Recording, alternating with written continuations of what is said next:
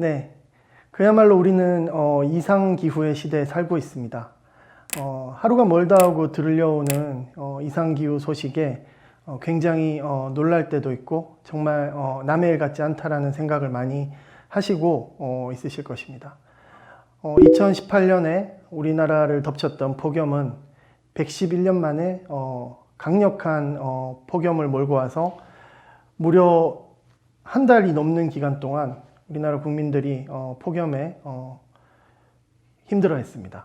그리고 올해 캐나다에서 50도가 넘는 고온 현상이 지금 현재 캐나다에서 진행되고 있고요.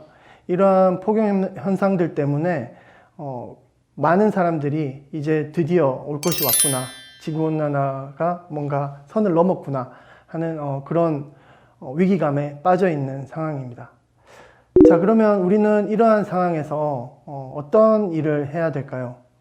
우리가 지금 현재 일어나고 있는 이 바로 기후 위기 상황, 원래 기후 변화라는 말을 많이 썼었죠. 그러나 최근에는 기후 위기라는 더 강력한 언어로 사람들에게 경각심을 불러일으키고 있는 상황입니다. 그 답을 찾기 위해서는 우리는 위기에 대해서 더 잘 알아야만 합니다. 보이지 않는 것은 공포를 주고 또 이해하지 못하는 것은 지나친 두려움을 우리에게 줄 수 있습니다. 그래서 기후위기에 힘들더라도 대응하기 위해서는 조금이라도 더 기후위기의 본질에 대해서 이해를 하고 거기에 맞는 답을 찾기 위해서 우리가 노력을 해야 될 것입니다. 자, 여러분들 최근 서점에 가시면 굉장히 많은 책들이 기후변화, 기후위기에 관련된 책들이 쏟아져 나오고 있는 것을 알고 계실 것입니다. 최근에 예를 들면 6도의 멸종, 그래서 지구가 1도씩 올라갈 때마다 우리에게 어떤 일들이 일어나는지에 대한 그러한 책들도 나온 적이 있고요. 한편으로는 지구온난화에 속지 마라 라는 어떤 지구온난화가 사기다, 그런 말들에 현혹되지 말라라고 하는 책들도 있고요. 최근에 굉장히 유명한 그 환경주의자죠. 마이클 셀덴버그가 출판한 지구를 위한다는 착각이라는 책도 있습니다. 지구를 위한다는 착각은 조금 결이 다릅니다. 지구온난화는 진행되고 있지만 우리가 거기에 대응하는 여러 가지 방식들, 텀블러를 사용한다든가 플라스틱을 사용하지 않는다라든가 그 다음에 그 핵발전소 문제 이야기까지 해서 굉장히 우리가 지구온난화에 대응하는 방식 자체에 문제가 있다라는 그런 책들도 있습니다. 굉장히 많은 학자들마다 다양한 생각들이 있고 환경운동가의 시각 그리고 과학자의 시각 굉장히 많이 대립하고 있습니다. 그래서 여러분들이 굉장히 혼란스러워 하실 수 있습니다. 도대체 뭐가 정말 진실인지. 그래서 본 이야기를 시작하기 앞서 간단한 질문들을 좀 드려보고 싶습니다. 여러분, 지구 곳곳에 이렇게 이상기후 소식이 끊이지 않고 있는데요. 여기에 대해서 여러분의 생각은 어떠하신지요? 어떤 분들은 이대로 가면 인류가 비극적 종말을 피하기 어렵다라고 생각하시는 분들도 있고요. 또 기후위기는 지나치게 과장되었다. 지구온난화는 사기극이다 라고 이야기하시는 분들도 있습니다. 여러분의 생각은 어떻습니까? 자, 두 번째, 산업혁명 이후 이산화탄소가 0.012% 증가했습니다. 그리고 산업혁명 이후 지구온도는 1도 증가했습니다. 어떻습니까? 많이 증가한 것 같나요? 굉장히 작은 숫자들이라고 느껴지지 않습니까?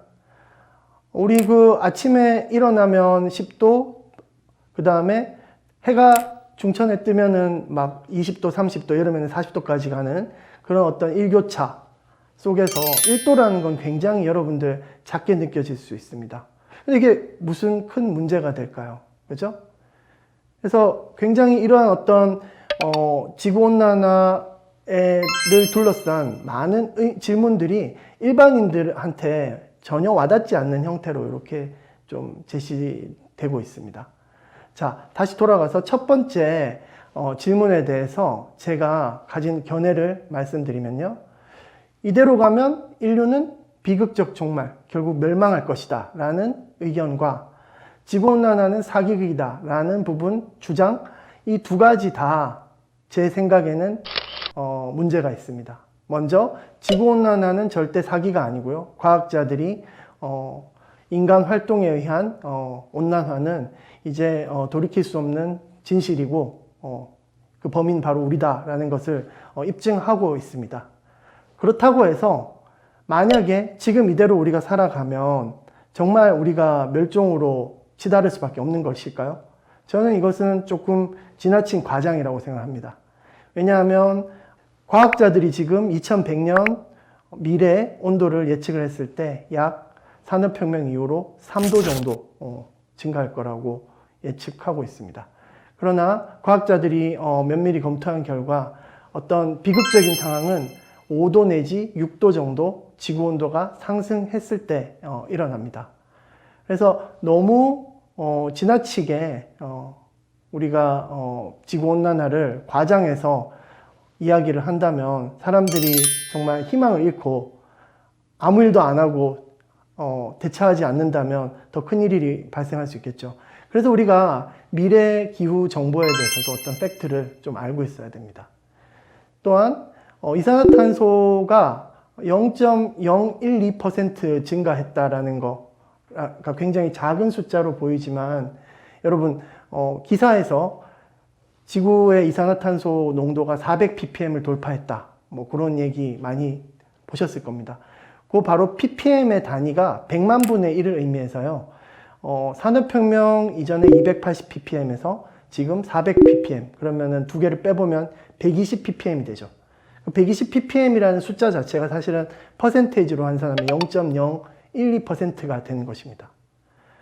이게 이렇게 수치로 따져보면 작지만 과학자들이 또 증명한 거에 따르면 이 작은 양의 증가처럼 보이는 이 이산화탄소 증가가 온실 효과를 통해서 지구를 덮이는데 그게 히로시마 원자폭탄이 하루에 1초에 10개 이상 폭발하는 정도의 위력으로 지구를 덮이는 정도의 에너지를 줄 수 있다는 것을 입증했습니다.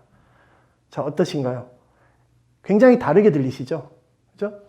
이렇게 우리가 뭔가 피상적으로 숫자들만 가지고 이해하는 것보다는 정말로 그 원리를 좀 이해하고 과학자들의 이야기를 하나하나씩 파헤쳐 보는 것은 우리가 정말 기후 위기에 대처하는 방법을 생각해내는데 근본적으로 중요할 수밖에 없습니다.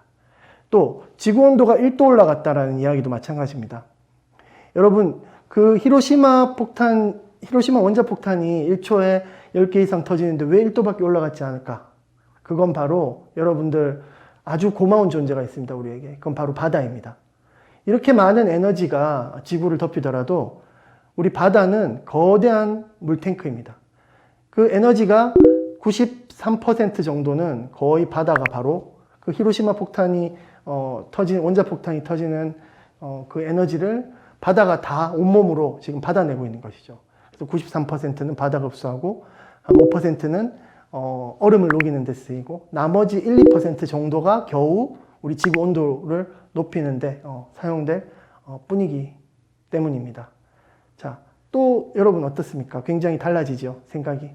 그래서 우리는 제대로 이해하고 제대로 알아야지 지구온난화가 사기극이다라고 하는 그러한 이야기들에 대해서 조금 올바른 태도로 대응할 수 있게 되는 것입니다.